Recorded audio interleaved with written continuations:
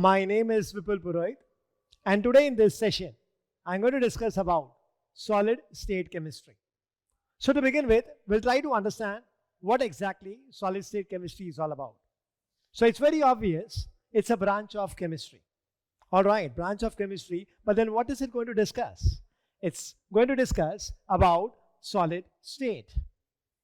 So a branch of chemistry which is going to deal with the state of a solid is called as solid state chemistry. Now we need to understand what do we exactly mean by a solid state. There are three primary physical states, my dear friends. One is solid, the other is liquid, the other is gas. We have a plasma superplasma state as well, but we restrict ourselves to these three major physical states. Now, what is the difference between all these phases? And that is, in simple words, it's all about force of attraction. So when we are going to talk about the forces of attraction and try to relate these three states, then what is the conclusion drawn is the solid state will be having the highest force of attraction, followed by liquid and followed by gas. So in other words, we say solid is that state of matter where the force of attraction is highest, whereas in case of gas, it is the lowest. Now when we talk about force of attraction, it's obvious that there has to be at least two species. Here we use the word particles. Now what I mean by particles over here, that also I would like to clarify. Now particles over here, I mean, they can be either in the form of atoms, they can be in the form of ions, or they can be in the form of molecules. This is what I mean when I talk about particles. And I guess you know the differentiation of all these terms. When I talk about an atom, we talk about a neutral particle. When that neutral particle attains charges by a gain or a loss of electron, I call it as an ion. And combination of atoms or combination of ions results in the formation of a molecule. So when I am going to talk about particles, I am going to refer this. And the force of attraction amongst these particles, the extent to which they are attracted to each other, that is going to differentiate between the solid, liquid, and the gas. Now, as the title of this chapter is very clear, it's solid state chemistry. So we are going to restrict ourselves only and only to the solid state. Now, as I mentioned earlier as well, that solid is that particular state of a matter where the force of attraction is going to be maximum. Now, when I talk about the force of attraction is going to be maximum, so it's obvious we talk about the distances as well. So, greater the force of attraction, the distance between the particles is going to be less. The distance between the particles is less. If the distance between the particles is less, so that means the strength is going to be high. Now the strength can be related to stability because greater the strength, greater is the stability. So we say that the stability is also going to be high. So these are the parameters which can interlink with each other.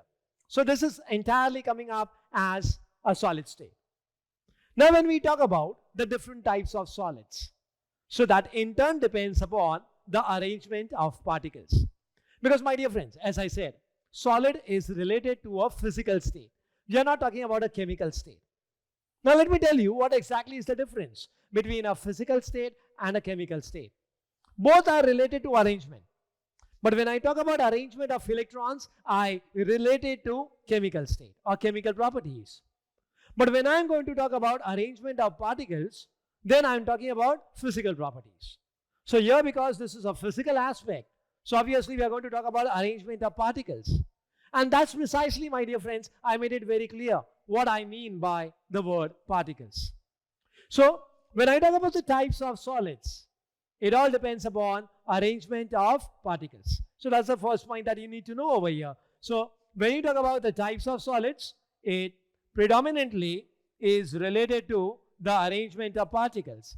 Now when I'm going to talk about the arrangement, let it be anything. I'm not talking specifically about particles. It can be anything. Then we need to consider where it is going to be arranged, isn't it? So here, that arrangement that we are going to talk about is related to space. Okay, or we call it as crystal. So the technical word of this is a space lattice, or what we call it as a crystal lattice. All right, now what exactly that space lattice is, or a crystal lattice is. That will come to that later on. But here in the initial stage, when I want to say that the types of solids is related to arrangement of particles, then what do I exactly mean? How am I going to classify the solid on the basis of arrangement of particles? So I give you a very simple pictorial representation so you understand this very well. Okay, rather than just giving a writing part over here and referring the name, I give you a pictorial representation. And that is, if you can recollect, I just used the word right now, crystal space lattice. Okay, either we call it as a crystal lattice or we call it as a space lattice.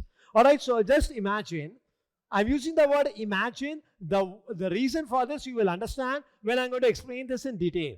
Alright, so let us consider this as a crystal lattice, or I call it as a space lattice. Now, inside which the particles are being arranged. Alright, now let me tell you one thing is, I have specified what particles are, atoms, ions, or it can be molecules. But one thing which we need to keep in mind, and that is, we are going to take into consideration, irrespective of whether they are atoms, ions, or molecules, we are going to take into consideration them as rigid spheres. Yes, my dear friends, I repeat again, it's rigid spheres. Now, what do you mean by rigid? It's fixed. Okay, there is no chances of any changes. Now, when I talk about sphere, it's a part of a geometry which is circular. And when I'm going to talk about a circular geometry, when I'm going to talk about a spherical geometry, the one dimension which is very important that will actually tell us about the size of the sphere, and that is, my dear friends, radius. So when I'm going to talk about rigid sphere, so that means I'm going to say that the radius is going to be fixed. You know what radius is, my dear friend, isn't it? It's the distance between the center to the outside point, that we also call it as a circumference part. So what I want to say over here is, when I talk about rigid sphere, my dear friends, is whatever the particles which are being arranged in that particular crystal lattice, they all have the same value of R. This is what I talk about rigid sphere. So in other words, I don't have the feasibility of expanding the sphere nor compressing the sphere. Alright, so let us consider this as a crystal lattice, or we call it as a space lattice. I'm going to arrange the particles in that. Okay, and the one arrangement that I'm going to show is somewhat like this. Now, the first point which I want to make it very clear, and that is, before you see this object, okay, the vision is different, but actually it is different. Okay, it looks like here that they are formed of layers, and the layers are going to be one below each other. But actually it's a three-dimensional structure. And because it's a three-dimensional structure, so we talk about stacking of layers. What do you mean by stacking of layers? It's one layer above, below, that way. Okay, though it looks like this way.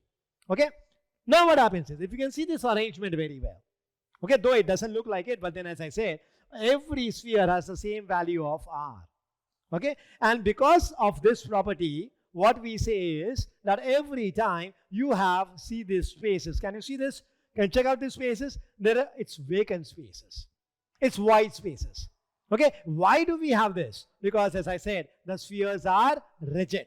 I cannot compress those, nor I can expand. So every crystal lattice will have a void space. Alright, the extent of the void space may differ from one crystal lattice to another. But then, when we talk about in terms of percentage, never ever is possible that the void space is 0% and the occupied space is 100%. Not possible at all. So, let us consider this one arrangement which I have shown over here. Now, this I number it as 1. Okay, please concentrate on the bigger spheres, not the smaller ones. Alright. Now, I show another one. Okay, another crystal lattice. Consider it, assume it as it's going to be of the same size, or the with respect to number 1. I'm going to arrange the particles over here. Okay, the arrangement is somewhat like this. Okay, this is the way I'm going to arrange it. So what happens over here is, if you can just make a comparison between 1 and 2, okay, the arrangement which you talk about, okay, is something which is going to be different. So suppose if I'm going to consider over here layer formation, one above the other, every particular layer is made up of 3 spheres. I haven't shown the 4th layer. But if I, my dear friends, ask you a question that tell me how many spheres are going to be present in the 4th layer, your answer is very confident. You will say that, sir, it's going to be 3. It's neither going to be 2 nor it's going to be 4. Because it's going to follow a particular pattern. But if the same question is being asked to you with respect to number 2, you don't have a right answer. Because the first row contains one sphere. The second consists of 3. The next consists of 2. So if I'm going to ask you about what is the next layer, how many spheres are there, you will just say that simply. We cannot say it because that arrangement is not following any pattern. So when this is the case, I call this as random. I call this as what? Random arrangement. Whereas this is going to be an orderly arrangement, or I call it as what? A systematic arrangement. Alright, so this is what I mean when I said over here, arrangement of particles. So, two types of arrangements are possible. One is a regular arrangement, or what we call it as an orderly arrangement. And the second which we have is a random arrangement. Okay, so because there are two types of arrangements, and therefore the types of solids are also two, because it depends upon the arrangement of particles. So, we call those two types as, one is called as crystalline, and the other one is called as amorphous. So these are the two types of solids, crystalline as well as amorphous. When I talk about a crystalline solid is that solid where the arrangement of particles is regular. It's an orderly arrangement. Now, as I already said, that there are two possible types of arrangement, regular as well as random. So when I say crystalline is going to be regular, so it's very obvious that the random must be where? Amorphous. Because once you understand one concept, then it's very easy to relate it to the second concept, isn't it? That's the way chemistry goes. So here we are going to say it's a random arrangement. So these are the two arrangements, and accordingly we call these type of solids. So generally speaking, we have got two types of solids, a crystalline solid as well as amorphous solid. So if you want to answer a question that what do you mean by crystalline and amorphous solids, okay, then this is what you are going to say. That a crystalline solid is that solid where there is going to be a regular arrangement of particles in a given space. And amorphous solids are those solids where there is going to be random arrangement of particles. Now here I want to just clear up one confusion which goes through the minds of the students, and that is, because we talk about crystalline and amorphous with respect to the theoretical aspect as well as the practical aspect. Suppose I got an organic compound or any compound, I'm not specifically talking about organic, can be inorganic as well. And if I want to find out whether it's going to be crystalline or amorphous, in the laboratory I'm talking about, please my dear friends, it's not theoretical, it's laboratory. So in the practical purpose, if I want to find out, I don't have that sophisticated instrument to see how the particles are arranged. Then what I do is, I check it with the solubility of water.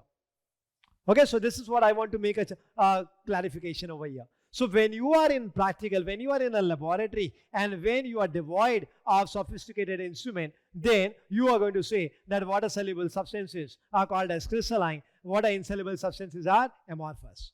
But let me tell you one thing, my dear friends, and that is, when you actually relate it to the theoretical aspect, there are many solids which are water-soluble but amorphous, and vice versa.